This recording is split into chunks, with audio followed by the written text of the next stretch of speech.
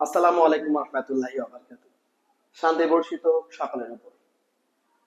তোমরা জেনে খুশি হবে যে আজকে তোমাদের যে পরীক্ষাটা হয়েছে বা তোমরা সবাই জানো যে তোমাদের ম্যাথ পরীক্ষায় আলহামদুলিল্লাহ সবগুলাই কমন পড়েছে। তো সেই ধারাবাহিকতায় আজকে আমরা আলোচনা করতে যাচ্ছি ইংরেজি সাবজেক্টটা নিয়ে। যাদের অনেকেরই যারা ম্যাথে অনেক ভালো বাট অনেকে আছো যে ইংরেজিতে একটু হলেও সমস্যা আছে। তো ইনশাল্লাহ সমস্যার কোনো কিছু নাই। যদি একটু মনোযোগ সহকারে যেগুলো বলে দিচ্ছি একটু মনোযোগ সহকারে যদি পড়ে যাও ইনশাল্লাহ সবগুলো ম্যাথের মধ্যে সব কাউন্ট পাবে। তো বেশি কথা বাড়াচ্ছি না, তো আমরা চলে যাচ্ছি আমাদের ভিডিওতে। তো দেখবা আজকে আমি প্রথমত যে বিষয়ে আলোচনা করতে যাচ্ছি সেটা হচ্ছে যে ইংরেজির রিটেন পার্টটা নিয়ে। কারণ ইংরেজির যে মিড টার্ম পরীক্ষা আছে তাতে অর্ধেক মার্কেরও বেশি কিন্তু রিটেন সাইডটাতে। তো এই জন্য আমি রিটেন সাইডটা নিয়ে আগে কথা বলতে চাচ্ছি। তো দেখো, প্রথমে যে ব্যাপারটা আলোচনা করবো সেটা হচ্ছে আমি প্যারাগ্রাফ। তো প্যারাগ্রাফে দেখো মোট 4টা প্যারাগ্রাফের কথা বলছি, ঠিক আছে? তো বিভিন্ন স্যার হয়তো অন্যরকম দিতে পারে, বাট আমার মতে এই 4টার মধ্যে তো শিওর আসবেই পরীক্ষায়। তার মধ্যে এই নেসেসিটি অফ লার্নিং ইংলিশ, ইংরেজি শিক্ষার যে গুরুত্বটা এটা আসার সম্ভাবনা সবচেয়ে বেশি। আমাকে যদি জিজ্ঞাসা করো কোনটা পরীক্ষায় আসবে ভাই সবচেয়ে বেশি আসার সম্ভাবনা কোনটা বেশি, আমি একদম চোখ বন্ধ করে বলবো যে নেসেসিটি অফ লার্নিং ইংলিশ, এটা আসার সম্ভাবনা অনেক বেশি।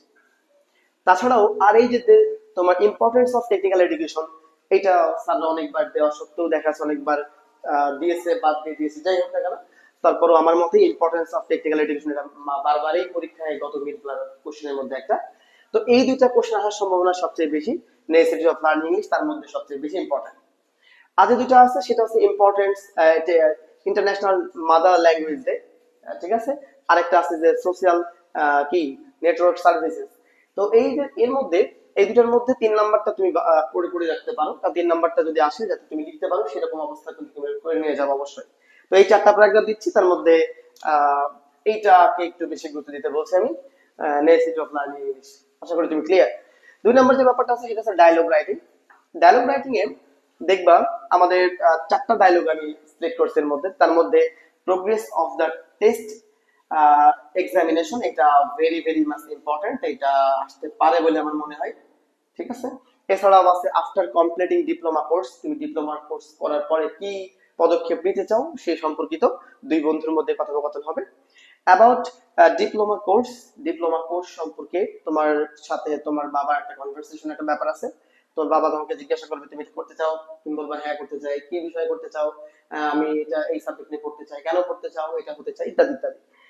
4 নম্বর যেটা আছে সেটা ইম্পর্টেন্স অফ টেকনিক্যাল এডুকেশন। যারা এইটা পড়বা প্যারাগ্রাফটা, আমি আশা করি তাদের এটা পড়া লাগবে না, কারণ এটা একদম সিমিলার একটা জিনিস, শুধুমাত্র কথোপকথনের মাধ্যমেই জিনিসটাকে প্রকাশ করতে হবে।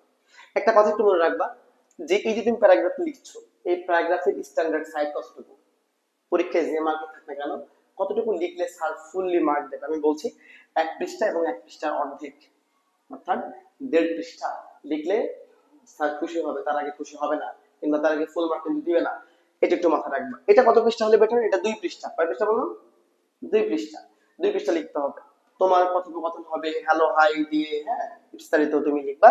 তো এটা লিখলেই ইনশাল্লাহ আশা করি তুমি কমন পেয়ে যাবে। হ্যাঁ, এই যে তোমার ইম্পর্টেন্স অফ টেকনিক্যাল এডুকেশন যদি আসে পরীক্ষায়, তাহলে এটাকে কিন্তু তোমাকে এরকম 2 পৃষ্ঠায় লিখতে হবে। সেটার মধ্যে যে পার্টটুকু দেওয়া আছে দেখবা আমাদের যে অফলাইন ব্যাচ যেগুলো আছে, এই অফলাইন ব্যাচগুলোতে যেটুকু আছে এগুলো মেইন কথা আছে, এবং উপরে হ্যালো হাই লিখে এবং নিচে যে তোমার শেষ কনভারসেশনের যে ব্যাপারটা আছে এটা কিন্তু তুমি নিজে আওতায় নিজের মতো করে লিখবা, যেরকমটা এসএসসি পরীক্ষাতে লিখে আসছো, ঠিক আছে? আরেকটা কথা বলি, ইম্পর্টেন্স অফ টেকনিক্যাল হোম না কিন্তু, হ্যাঁ, টেকনিক্যাল এডুকেশন। টেকনিক্যাল হোম বলে আবার কেউ টেকনিক্যাল হোমের গুরুত্ব লিখে দিও না, যদিও জানো যে টেকনিক্যাল হোমের গুরুত্ব কতটুকু, তারপরে পরীক্ষায় টেকনিক্যাল এডুকেশনে লিখবা। যাই হোক, চলে আসে এবার অ্যাপ্লিকেশন পার্টে আসি। আমরা অ্যাপ্লিকেশন পার্টে আমি 3টে অ্যাপ্লিকেশন পার্ট রাখছি। সেই জায়গাতে তুমি দেখতে পাচ্ছ permission of a study tour. একটা স্টাডি ট্যুরের জন্য পারমিশন নিতে হবে প্রিন্সিপালের কাছ থেকে, যে যে আমাদেরকে স্টাডি ট্যুরে দেওয়া হোক। Help from the poor fund, poor fund মানে গরিবদের জন্য একটা ফান্ড তৈরি করার জন্য একটা তোমাকে দরখাস্ত লিখতে হবে। এবং 3 নম্বর যেটা আছে সেটা set in the hostel, set in the hostel মানে তোমার যে ইনস্টিটিউট আছে সেই জায়গাতে একটা হোস্টেল স্থাপন করার জন্য বা বসানোর জন্য সেটা তোমাকে আবেদন করতে হবে। আমার মতে কোনটা ইম্পর্টেন্ট? আমার মতে 1 আর 3 ইম্পর্টেন্ট, যদিও আমি 3 স্টার দিয়ে রাখছি, ঠিক আছে? তার মধ্যেও বেশি ইম্পর্টেন্ট কোনটা, আমাকে যদি জিজ্ঞেস করো ভাই কোনটা আসতে পারে, আমি বলবো এটা আসতে পারে যদি অ্যাপ্লিকেশন পার্ট দেয় তাহলে। তারপর আমি বলবো একা 3 নম্বরটা বেশি গুরুত্ব দিয়ে রাখতে। 4 নম্বর পার্ট যেটা আছে সেটা তোমাদের রাখছি, সেটা হচ্ছে সিভি রাইটিং। তোমরা জানো যে সিভি পড়তে হয় না, সিভি পড়তে হয় বলতে কিরকম, একটা পড়লেই মোটামুটি সবগুলো লেখা যায়। তো যাই হোক, তোমাদের জন্য যে সিভিটা মনে করো যে যেটা দরকার, for the post of a sub assistant engineer, এই একটা পড়লেই মোটামুটি, আর বাকি যদি কোনটা আসেও জাস্ট ওই সাবজেক্ট চেঞ্জ হবে আর কিছু না, একদম এই জিনিসটা হুবহু থাকবে। আর আমার মতে মিডে এটাই আসতে পারে, সিভি রাইটিং যদি দেয় এই একটা পড়লে একটাই কমন আসার সম্ভাবনাই বেশি। তারপরে বলবো যদি এটা দেখো যে সাবজেক্টটা জাস্ট চেঞ্জ করে দিলে কিন্তু হয়ে যাবে, অন্যটা আসলে কিন্তু এটাই লিখতে হবে বাট সাবজেক্ট চেঞ্জ, কারণ তোমার নাম, তোমার বিস্তারিত এই বিষয়টা কিন্তু এরকম ভাবে লিখবে। একটা গুরুত্বপূর্ণ বিষয় সেটা হচ্ছে সিভি রাইটিং এর যে এডুকেশন পার্টটা সেটা কিন্তু ছক করে লিখবা অবশ্যই, ছক করে না লিখলে কিন্তু স্যার মার্ক দিবে না, ঠিক আছে? তো এই হচ্ছে টোটাল আমাদের রিটেন পার্ট। তবে আমার কিছু একটু কনক্লুশন আছে, আমি একটু উপসংহার আকারে কিছু কথা বলবো, গুরুত্বপূর্ণ কথা দিয়ে শুনবা মন দিয়ে। অ্যাপ্লিকেশন যেটা আছে 1 পৃষ্ঠায় লিখতে হবে, এটা কোনো মার্জিন ফেলা যাবে না।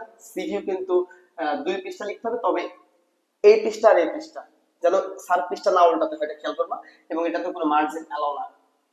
যারা একটু ভালো শিক্ষার্থী আছো, মানে একটু ভালো পারো, ফ্রি হ্যান্ড লিখতে পারো, তাদের ক্ষেত্রে একটা কথা বলি। তো এর মধ্যে যারা পরীক্ষায় 3টা টপিক আসবে, হ্যাঁ আমি তো 4টা টপিক দিছি, 4টার মধ্যে সারা 3টা টপিক দেবে, তোমাকে 2টা লিখতে হবে। হ্যাঁ, সাপোজ মনে করো পরীক্ষায় দিল প্যারাগ্রাফ, ডায়লগ আর সিভি, তাহলে তোমাকে এর মধ্যে কিন্তু 3টা লিখতে হবে। আবার যদি পরীক্ষা দেয় প্যারাগ্রাফ, ডায়লগ আর অ্যাপ্লিকেশন, এখান থেকে 3টা লিখে তোমাকে 2টা লিখতে হবে। তার মানে তোমাকে লেখা লাগবে 2টা, 3টার মধ্যে 2টা লেখা লাগবে। তো একটু চেষ্টা করবা সিভিটাকে স্কিপ করার, কারণ সিভিতেই যত রকম নিয়ম নীতি ছাড়া নতুন নতুন প্রণয়ন করে নিজেরাই তৈরি করে মার্ক কম দিতে চাই। তো আমার মতে সিভিটা স্কিপ করে যাওয়া বেটার, যদি 3টা অপশন থাকে তাহলে বেশি মার্ক পাওয়া যায় প্যারাগ্রাফে। ভাই প্যারাগ্রাফটা বেশি বেশি করতেই হবে, প্যারাগ্রাফের কোনো বিকল্প নাই, ঠিক আছে? আর এই দুইটার মধ্যে যা যেটা ভালো লাগে, যদি আসে তো ভালো, যাতে যে আসে লিখলে ভালো হয়। ডায়লগে স্যার একটু মার্ক বেশি দেয়, এই দুইটাতে স্যার মার্ক বেশি দেয়, ডায়লগ এবং প্যারাগ্রাফ। সিভিটাকে একটু স্কিপ করে যাওয়া বেটার। যারা পারো না, যারা একটু দুর্বল আছো কিংবা যারা সিভিটার উপরই গুরুত্বপূর্ণ, তারা করতে পারো। তবে সিভিতে যদি মার্ক থাকে 5, তাহলে স্যার তোমাকে 4 মার্ক হাইস্ট দিবে, 5-এ 5 তো কখনোই দিবে না। বাট প্যারাগ্রাফে 5-এ 5 দেয়, ডায়লগে 5-এ 5 দিতে দেখেছি আমি সম্পূর্ণ এগুলোর মধ্যে। তো এই হচ্ছে আমাদের রিটেন পার্ট আলোচনা। ছোট করে যদি বলি, ভালো করে একটু দেখবা সিটি অফ লার্নিং ইংলিশ, খুব ভালো করে দেখবা। Progress of the text examination, এটা ভালো করে দেখবা। Permission of a study to, এটা ভালো করে দেখবা। আর as a sub assistant engineer, এইগুলো দেখে তারপরে অতিরিক্ত যেগুলো আছে সেগুলো দেখবা। তো তো আশা করি বুঝতে পেরেছো। আমাদের ইংরেজির পার্ট সি বা রিটেন পার্ট এগুলা করতে হবে। পরবর্তীতে আমি প্যারাগ্রাফ, প্যাসেজ এবং তোমার গ্রামার পার্টের উপর একটা ভিডিও নিয়ে আসবো, ইনশাআল্লাহ তোমরা দেখবা। আজকে এতটুকু শেষ করছি। আসসালামু আলাইকুম।